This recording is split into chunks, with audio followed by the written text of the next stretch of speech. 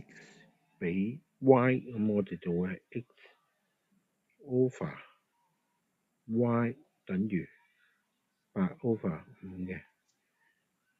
咁個8同個 y 倒轉就係 x over 8等於 y over 5。我哋夾硬要等於 k 嘅，呢個叫 k method。咁所以我哋就會得出 x 等於8個 k，y 等於5個 k 啦。咁跟住就代翻入去呢條式裏邊，咁所以就會係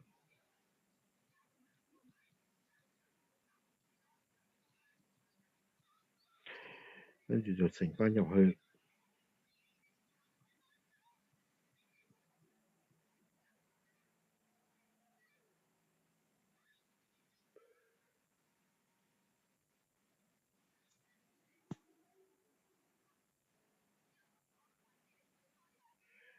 就減15k 啦。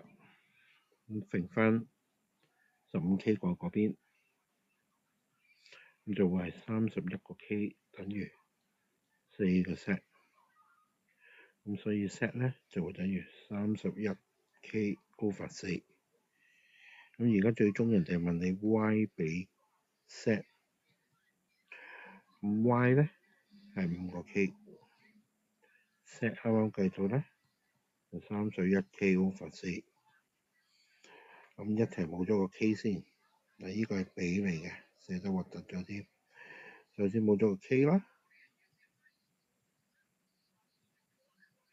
咁跟住咧就一齊乘4。